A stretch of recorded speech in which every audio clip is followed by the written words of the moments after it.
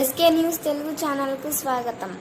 గత వైసీపీ ప్రభుత్వంలో తిరుమల లడ్డు మహాప్రసాదంలో జంతు అవశేషాలు కలిపి అపవిత్రం చేశారని ఆంధ్ర రాష్ట్ర ఉప ముఖ్యమంత్రి వర్యులు జనసేన పార్టీ అధ్యక్షులు శ్రీ పవన్ కళ్యాణ్ నిరసనగా 11 రోజుల పాటు ప్రాయశ్చిత్త దీక్ష చేపట్టిన సందర్భంగా ఆ దీక్షకు మద్దతుగా కళ్యాణదుర్గం జనసేన పార్టీ నాయకుల ఆధ్వర్యంలో ఈరోజు కళ్యాణదుర్గం పట్టణంలోని వెంకటేశ్వర స్వామి ఆలయంలో పూజా కార్యక్రమం నిర్వహించారు. తిరుమల ఘటనలో దోషులను కఠినంగా శిక్షించాలన్నారు. గత ప్రభుత్వ హయాంలో టీటీడీలో జరిగిన అవకతవకలు, అక్రమాలు, అపచారాలపై విచారణ జరిపి దోషులను కఠినంగా శిక్షించాలన్నారు. తిరుమలలో జరిగిన ఘటన ఇంకెప్పుడూ భవిష్యత్లో జరగకుండా చూసేలా ఎన్డీఏ ప్రభుత్వం చర్యలు తీసుకుంటుందన్నారు. కోట్లాది మంది శ్రీవారిని నమ్మే భక్తులను తిరుమల లడ్డు కల్తీ ఘటన ఆవేదనకు గురిచేసిందన్నారు. తిరుమల లడ్డూలో జంతువు కొవ్వు కలపడం అనేది నీచమైన చర్య అన్నారు. దీనికోసం పవన్ కళ్యాణ్ ప్రాయశ్చిత దీక్ష చేపట్టారని,